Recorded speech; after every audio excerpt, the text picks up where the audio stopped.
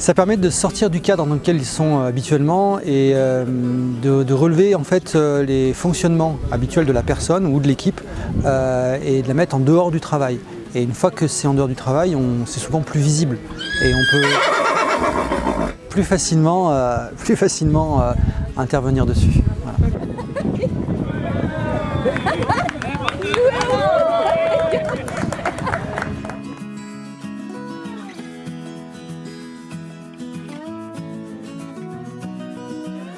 C'est vrai que les animaux nous apportent autre chose que l'être humain.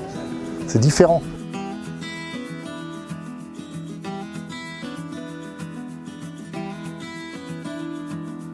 Je pense que ça peut permettre à chacun de travailler ensemble, de s'écouter un peu. Et en même temps, il y a quand même une certaine difficulté dans l'approche du cheval. Moi, je pense que c'est pas évident.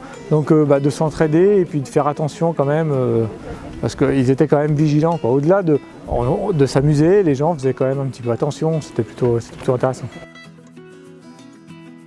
Le cheval, il va être médiateur. Il va leur renvoyer quelque chose. Il va être une espèce de position méta.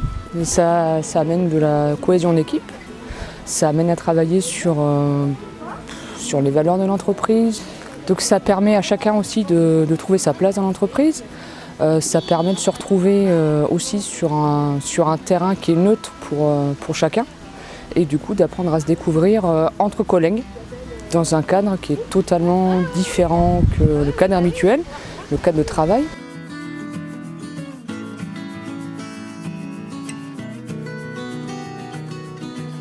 Ce que j'ai pu comprendre avec les chevaux, c'est qu'il fallait, un peu comme avec les hommes, faire preuve de patience et savoir utiliser les bons mots, les bons gestes, pour arriver à les emmener où on veut.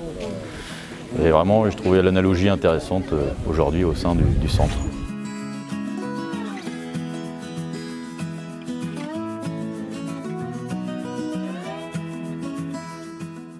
Le rôle du cheval là-dedans, c'est de mettre bordel, j'ai envie de dire, de faire péter les repères et de mettre en difficulté les personnes. Et une fois qu'ils sont en difficulté, comment ils réagissent, quelles sont leurs solutions et comment ils font.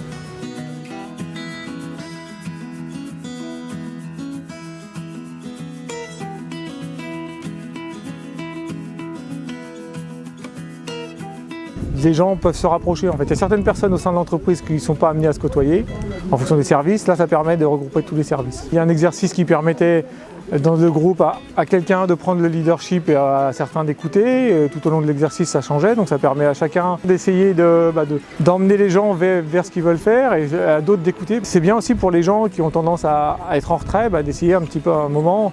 Les exercices peuvent leur permettre de s'affirmer, en fait, de sortir de leur cocon, de ne pas rester en retrait.